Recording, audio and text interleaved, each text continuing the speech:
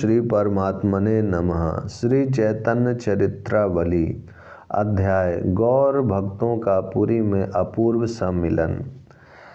कामनाओं के कल्प वृक्ष, करुणा के सागर और पतितों को पवित्र करने वाले विष्णु भक्तों को नमस्कार है।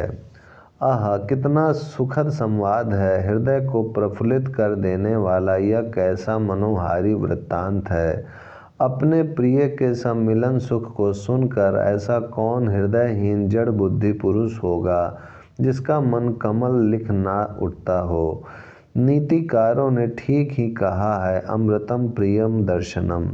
इस संसार में अपने प्यारे से भेंट होना ही सर्वोत्तम अमृत है। जो इस अमृत का निरंतर पान करते रहते हैं, ऐसे भक्तों के चरणों में हमारा बारंबार प्रणाम है। महाप्रभु के पुरी पधारने का समाचार सुनते ही गौर भक्तों के आनंद की सीमा न रही। बहुत से भक्त तो प्रभु के साथ संकीर्तन सुख का आनंद अनुभव कर चुके थे। बहुत से ऐसे भी थे जिन्होंने अभी तक महाप्रभु के प्रत्यक्ष दर्शन ही नहीं किए थे। उन्होंने प्रभु के बिना दर्शन किए ही उन्हें आत्मसमर्पण कर दिया था। आज उनके आनंद का कहना ही क्या था। सभी भक्त प्रभु के दर्शन की खुशी में अपने आपे को भूले हुए हैं। सभी ने पुरी में चलकर प्रभु के दर्शनों का निश्चय किया। सभी भक्तों के अग्रण्य आचार अद्वैत ही थे। उनकी सम्मति हुई कि हम लोगों को पुरी के लिए शीघ्र ही प्रस्थान कर देना चाहिए, जिससे आषाढ़ में होने वाली भगवान की रथ यात्रा भी सम्मिलित हो सके और बरसात के 4 महीने प्रभु के समीप ही बितावें। यह सम्मति सबको पसंद आई। सभी अपने अपने घरों का 4 महीने का प्रबंध करके पुरी जाने के लिए तैयार हो गए। श्रीवास आदि सभी भक्तों ने सची माता से प्रभु के समीप जाने के लिए विदा मांगी। वात्सल्यमयी जननी ने अपनी सन्यासी पुत्र के लिए भांति भांति की वस्तुएं भेजी। भक्तों ने उन सभी वस्तुओं को सावधानी पूर्वक अपने साथ रख लिया और वे माता की चरण वंदना करके पुरी के लिए चल दिए। लगभग 200 भक्त गौर गुण गाते हुए और ढोल करताल के साथ संकीर्तन करते हुए पैदल ही चले।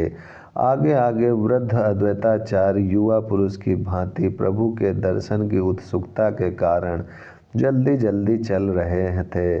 उनके पीछे सभी भक्त नवीन उत्साह के साथ हरि हरे नमः, कृष्ण देवाय नमः, गोपाल गोविंद राम श्री मधुसूदन इस पद का संकीर्तन करते हुए चल रहे थे। इस प्रकार चलते चलते 20 दिन में वे पुरी के निकट पहुंच गए। इधर भगवान की स्नान यात्रा का समय समीप आ पहुंचा। महाप्रभु बड़ी ही उत्सुकता से स्नान यात्रा की प्रतीक्षा करने लगे। स्नान यात्रा के दिन महाप्रभु अपने भक्तों सहित मंदिर में दर्शन करने के लिए गए। उस दिन के उनके आनंद का वर्णन कौन कर सकता है। महाप्रभु प्रेम में बेसुध होकर उन्मत्त पुरुष की भांति मंदिर में ही कीर्तन करने लगे। लोगों की अपार भीड़ महाप्रभु के चारों ओर एकत्रित हो गई।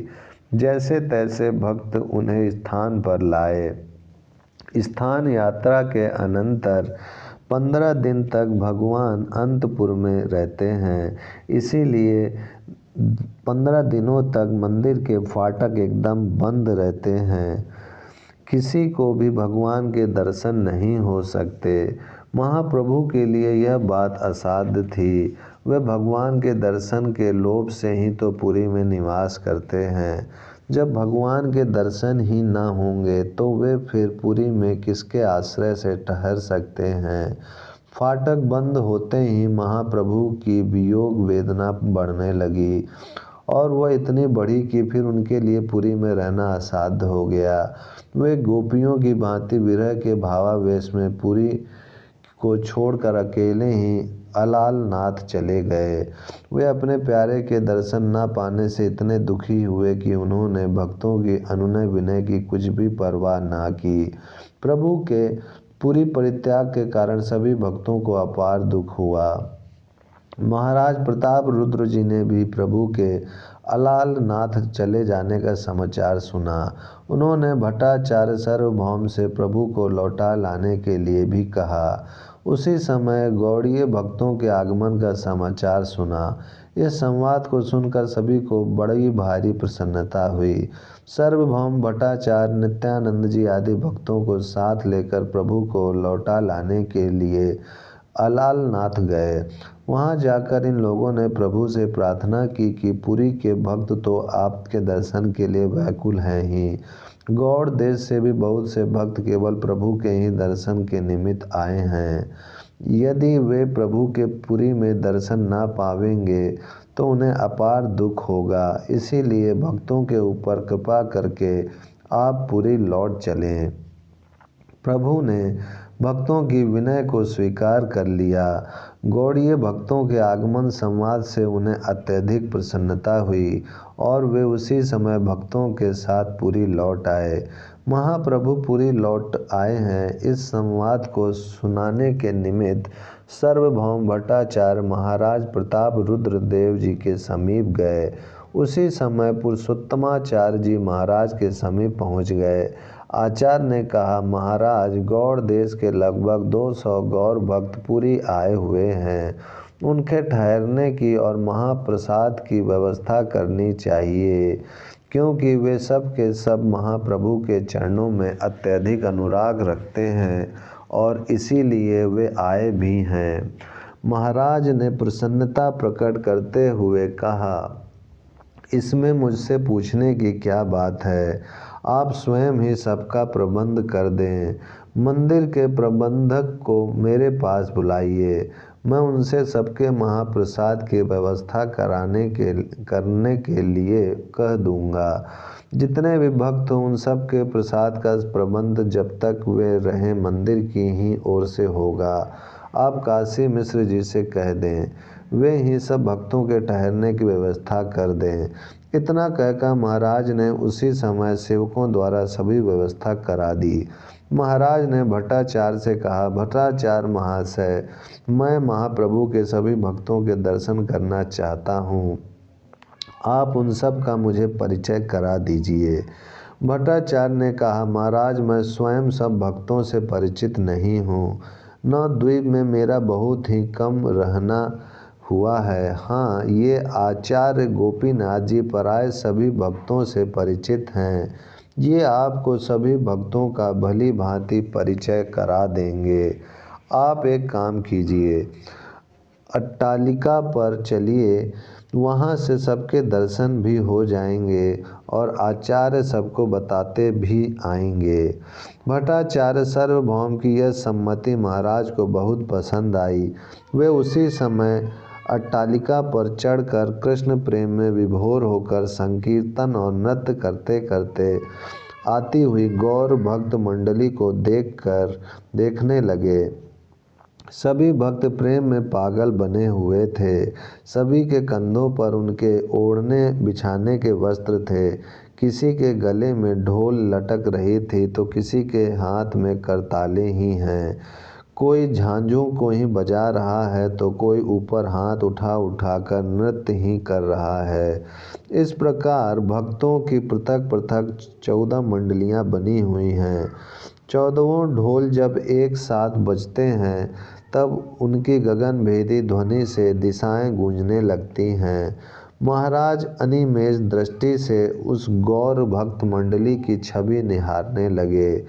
गौड़ीय भक्तों के आगमन का संवाद सुनकर महाप्रभु ने स्वरूप दामोदर और गोविंद को चंदन माला लेकर भक्तों के स्वागत के निमित्त पहले से ही भेज दिया था। उन लोगों ने जाकर भक्ताग्रगण्य श्री अद्वैताचार्य का सबसे पहले स्वागत किया। पहले श्री स्वरूप दामोदर ने आचार्य के गले में माला पहनाई और फिर गोविंद ने भी श्रद्धापूर्वक आचार्य को माला पहनाकर उनकी चरण वंदना की। आचार्य ने गोविंद को पहले कभी नहीं देखा था, इसीलिए वे स्वरूप गोस्वामी से पूछने लगे, स्वरूप गोस्वामी, ये महाभाग भक्त कौन हैं? इन्हें तो मैंने पहले कभी नहीं देखा। क्या ये पुरी के ही कोई भक्त हैं? स्वरूप गोस्वामी ने कहा, नहीं, ये पुरी के नहीं हैं। श्री ईश्वरपुरी महाराज के सेवक हैं। जब वे सिद्धि प्राप्त करने लगे तो उन्होंने इन्हें प्रभु की सेवा में रहने की आज्ञा दी थी। उनकी आज्ञा शिरोधार करके ये प्रभु के समीप आ गए और सदा उनकी सेवा में ही लगे रहते हैं। इनका नाम गोविंद है। बड़े ही विनयी, सुशील और सरल हैं। गोविंद परिचय पाकर आचार्य ने आलिंगन किया और सभी को साथ लेकर वे सिंह द्वार की ओर चलने लगे। महाराज प्रताप रुद्र जी ने आचार्य गोपीनाथ जी से भक्तों का परिचय कराने के लिए कहा। आचार्य सभी भक्तों का परिचय कराने लगे। वे अंगुली के संकेत से बताने लगे, जिन्होंने इन तेजस्वी वृद्ध भक्त को माला पहनाई है, ये महाप्रभु के दूसरे स्वरूप श्री स्वरूप दामोदर गोस्वामी हैं। इनके साथ यह महाप्रभु के सेवक गोविंद हैं।